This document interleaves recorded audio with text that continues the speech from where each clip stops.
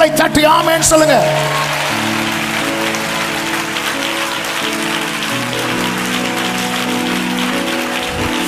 வேகமாய் வந்து என்னை தப்புவிக்கிறவர் மாத்திரமல்ல, பராக்கிரமசாலியாய் வந்து என் பிரச்சனைகளுக்கு முற்றுப்புள்ளி. நீ எதை குறித்து பயந்து கொண்டிருக்கிறாய், எதை குறித்து கலங்கி கொண்டிருக்கிறாய்? இன்றைக்கு நீ காண்கிற எகிப்தியனை இனி என்றைக்கும் காணாதபடிக்கு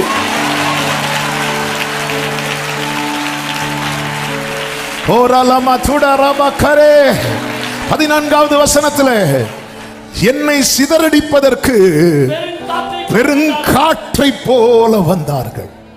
சத்துரு எப்படி வருவான் தெரியுமா? பெருங்காற்றாய் அல்ல, பெருங்காற்றை போல வருவான். சிறுமையானவனை மறைவிடத்தில் பட்சிப்பது அவர்களுக்கு சந்தோஷமா இருந்தது. நீங்க ஆண்டவர் நிமித்தம் கொஞ்சம் பிரச்சனை பண்ணாம அமைதியா இருங்க, ஈஸியா உங்களை கடிக்கிறதுக்குன்னே 4 பேர் இருப்பாங்க. ஆமே.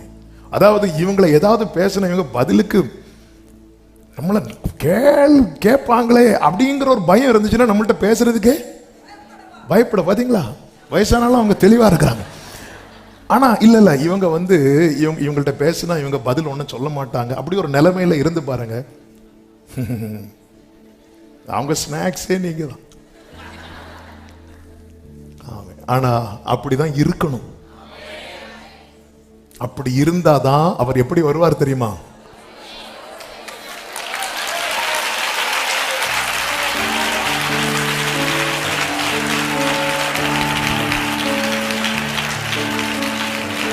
அவர் எத்தனை வாட்டி எழும்பி உக்காந்து, ஏன்னா உங்களை ஏதாவது சொல்லும் போது எழும்புவார், அதுக்குள்ள நம்ம ஏதாவது சொல்லிடுவோம், திருப்பி உட்காந்துருவார்.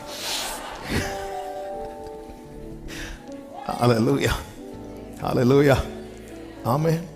சில நேரத்தில் சில பார்த்துருக்கீங்களா, 1 மணிக்கு அந்த ப்ரேயர் முடியும், சில டைம் இழுக்கும்.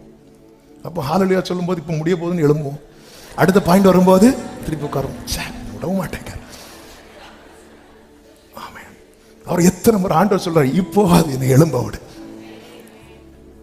ஆண்டவரே, சிறுமையானவனை மறைவிடத்தில் பட்சிப்பது அவர்களுக்கு சந்தோஷமா இருக்கு. நான் ஒண்ணுமே சொல்லாம அவங்க என்ன பத்தி பேசும்போது நான் ஒண்ணுமே சொல்லாம இருக்கிறது அவங்களுக்கு சந்தோஷமா இருக்கிறது. ஆனா அந்த சந்தோஷம் அவங்களுக்கு வந்துட்டுன்னா அடுத்த வார்த்தை பாருங்கள், நீர் அவனுடைய ஈட்டிகளினாலே, அவனுடைய ஈட்டிகளினாலே, ஹல்லேலூயா, அவனுடைய கிராமத்து அதிபதிகளை உருவ குத்தினீர். அப்ப அவர் யுத்தம் பண்ண வரும்போது நம்ம கையில என்ன இருக்க கூடாது?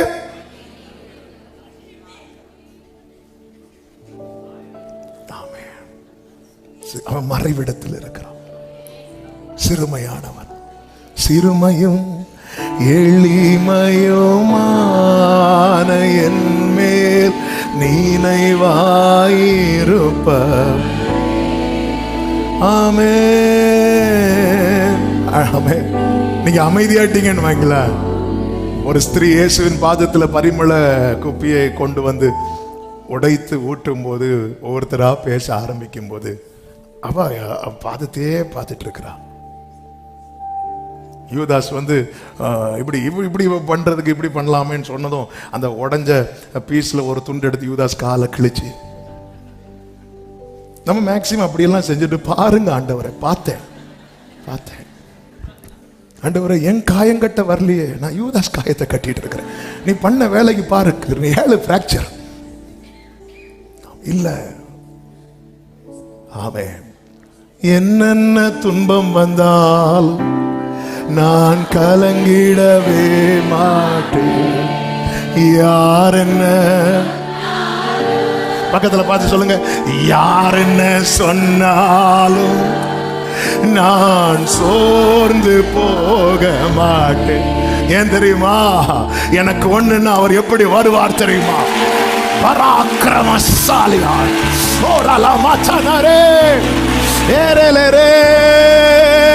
சேனைகளின் கர்த்தரும் நீரே, செயல்களில் வல்லவர் நீரே. ஆமென். செயல்களில் வல்லவர் நீரே, சாத்தானை தோற்கடித்தவரே, சாவை வென்ற தேவனே, சாத்தானை தோற்கடித்தவரே. யாருண்டு யாருண்டு கோரி உமை போல் யாரும் இல்லை.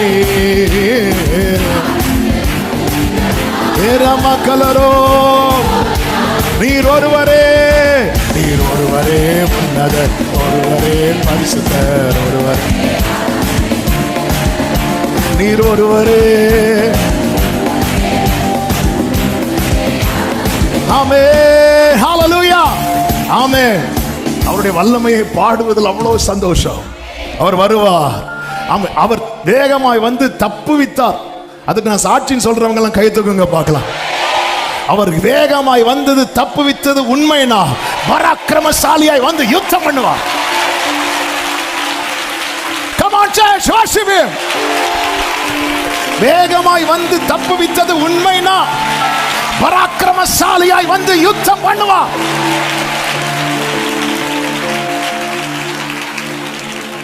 ஹல்லேலூயா.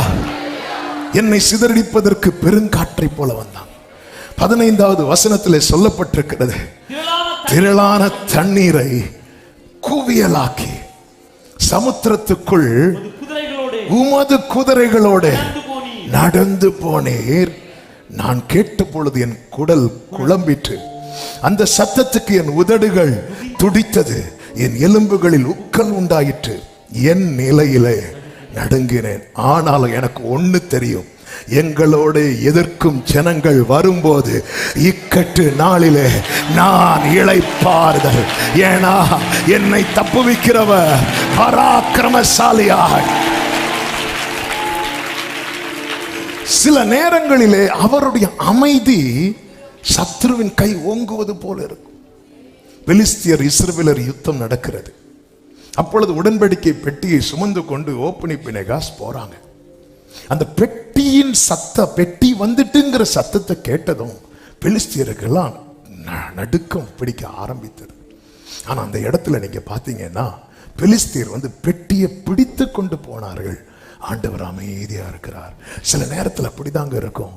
சில ஒருவேளை உங்க வீட்டில் நீங்க யாருக்கும் தெரியாம ஒரு பைபிளை படிச்சுட்டு இருப்பீங்க பாருங்க. உங்க கணவர் வந்து அந்த பைபிளை கொண்டு வா அப்படி சொல்லிட்டு வாங்கிட்டு போவாங்க, உங்க முன்னாடி தூக்கி எறிவாங்க. அந்த நேரத்தில் ஆண்டவர் இதில் அவ்வளோ வல்லமையான வார்த்தை இருக்கிறது அல்லவா, ஏன் ஆண்டவர் இப்படி செய்யும் போது நீங்க அமைதியா இருக்கிறீங்க அப்படின்னு தான் நமக்கு தோணும். பெட்டி அவங்கெல்லாம் பெலிஸ்தியர் யார் யாரெல்லாமோ கை வைக்கிறாங்க. ஆமாம், பிரதிஷ்டை பண்ணப்பட்ட லேவியனை தவிர வேற யார் அதை தொடக்கூட கூடாது. அப்படி தொட்டாலே செத்தான். அப்படி இருக்கும்போது பெலிஸ்தியர் புறஜாதிகள், தேவனை அறியாதவர்கள், விக்கிரகத்தை வழிபடுகிறவர்கள், அவர்கள் வந்து பெட்டியை கை வைக்கும் போது ஆண்டவர் அமைதியா இருக்கிறார். ஆண்டவரை யார் யாரெல்லாமோ நிந்திக்கிறாங்களே, ஆண்டவரை என்னை உம்முடைய ஆலயமாக அல்லவா தெரிந்தெடுத்தீர், இன்னைக்கு யாரெல்லாமோ கை வைக்கிறாங்களே, யாரெல்லாமோ நிந்திக்கிறாங்களே, யாரெல்லாமோ பேசுறாங்களே, நீங்க அமைதியா இருக்க காரணம் என்ன? அவர் துஷ்டனுடைய வீட்டில் உள்ள தலைவனை வேற புடுங்க வைக்கிறார். அவர் அமைதியா இருக்கிறார், அமைதியா இருக்கிறார். பெலிஸ்தியர் வந்து என்ன பண்றாங்க தெரியுமா? பெட்டியை எடுத்து எங்க கொண்டு வைக்கிறாங்க தெரியுமா? தாகோனின் கோட்டைக்குள்ள. 1 சாமுவேல் 5வது அதிகாரம் அதனுடைய 2 சொல்லப்பட்டிருக்கிறது. பெலிஸ்தியர் தாகோனின் கோவிலிலே கொண்டு வந்து இங்கதான் இருக்கணும். சும்மா இந்த ஹல்லேலூயா சின்ன சின்ன இந்த தீபாவளி கிறிஸ்மஸுக்கு இந்த பட்டாசு விடுவாங்கல்ல, அந்த சத்தம் கேட்டெல்லாம் எழும்பி வர்றவர் கிடையாது. அவர் அடிச்சா துஷ்டனுடைய வீட்டில் உள்ள அந்த இடத்துல அவர் கை நீட்டி இருந்தார், இந்த இடத்துக்குள்ள வந்திருக்க மாட்டார். சில இடத்துல அவர் அமைதியா இருந்ததுனாலதான் மெயின் ஏரியாவுக்குள்ள என்ட்ராகிறார். மெயின் ஏரியாவுக்குள்ள என்ட்ராகிறார். இந்த சத்தத்தை சிலர் காதுகளிலே பரிசுத்த ஆவியானவர் தீர்க்க தரிசனமாய் தொனிக்க பண்ணி கொண்டிருக்கிறார். அந்த தாகோன் அண்டையிலே கொண்டு வந்து வைத்தார்கள். அடுத்த வார்த்தை, மறுநாள் காலமே எழுந்திருந்து வந்தபோது இதோ தாகோன் கர்த்தருடைய பெட்டிக்கு முன்பாக தரையிலே முகம் குப்புற விழுந்து கிடந்தது. அடுத்த வார்த்தை, அப்பொழுது அவங்க ஆனாலும் விடல. அநேக காரியங்கள் அதை மற்றவர்களிடத்திலிருந்து கற்றுக்கொள்ளணும். நமக்கு ஒரு ஜெபத்துக்கு பதில் வரணும்னு ஜெபம் கிடையாது, ஒண்ணும் கிடையாது. இது கர்த்தருடைய பெட்டிக்கு முன்னாடி தாகோன் விழுந்து கிடந்த பிறகு அவங்க எப்படி அவங்க தெய்வத்தை மதிக்கிறாங்க பாத்தீங்களா? அத அதன் ஸ்தானத்துல திரும்பவும் நிறுத்தினாங்க. கர்த்தர் பார்த்துட்டு சும்மா இருந்தாரா? அவர்கள் மறுநாள் காலமே எழுந்திருந்து வந்த போது இதோ தரையிலே விழுந்து கிடந்ததும் அல்லாமல், அப்ப ஃபர்ஸ்ட் விழ வைத்தது வார்னிங். அந்த வார்னிங்ல அவங்க இந்த தாகோனை திருப்பி தூக்கி வைக்காம இருந்திருந்தாங்கன்னா பிரச்சனை இல்லை. ஆனா இவங்க திருப்பியும் தூக்கி வைக்கிறாங்க. கர்த்தரை ஆராதிக்கிற தேவ பிள்ளையே, உன் மூலமா நிறைய வார்னிங்க கர்த்தர் கொடுத்துட்டார். ஆனாலும் உனக்கு விரோதமாய் சத்துரு எழும்புறானா? இனி அவர் பார்த்துட்டு சும்மா இருக்க மாட்டார். நிறைய வார்னிங். இதோ தாகோன் கர்த்தருடைய பெட்டிக்கு முன்பாக விழுந்து கிடந்தது அல்லாமல், தாகோனின் தலையும் அதன் 2 கைகளும் வாசற்படியின் மேல் உடைப்பட்டு கிடந்தது. அது நச்சன. இனி இந்த தாகோனை தூக்கி வைக்க முடியாது. இனி உனக்கு விரோதமான மந்திரமும் இல்லை, குறி சொல்லுதலும் இல்லை, விரல் நீட்டுதலும் இல்லை, நிவச்சலும் இல்லை.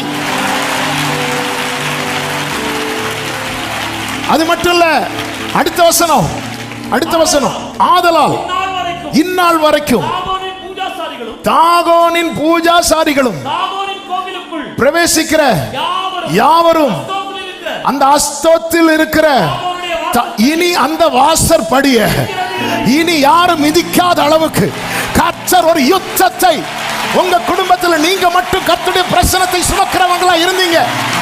கர்த்தர் அநேக வாசல்களை பூட்டி போடுகிறார். பராக்கிரமசாலியாய் கைகளை உயர்த்தி ஆமென் சொல்லுங்க பார்க்கலாம். இப்பொழுது அப்படியே கைகளை உயர்த்தி, சில வீட்டில் ஒரு நபர் மட்டும் ரட்சிக்கப்பட்டவங்க போராடி கொண்டிருக்கிறார்கள். அவர்களுக்காக செபிக்க ஏவப்படுகிறேன். இது நடக்க போகிறது. கர்த்தருடைய வல்லமை எப்படிப்பட்டது என்பதை உங்க குடும்பத்தினர் பார்க்க போகிறார்கள். ஓ, தாகோனின் கோயில் பூட்டப்பட போகிறது.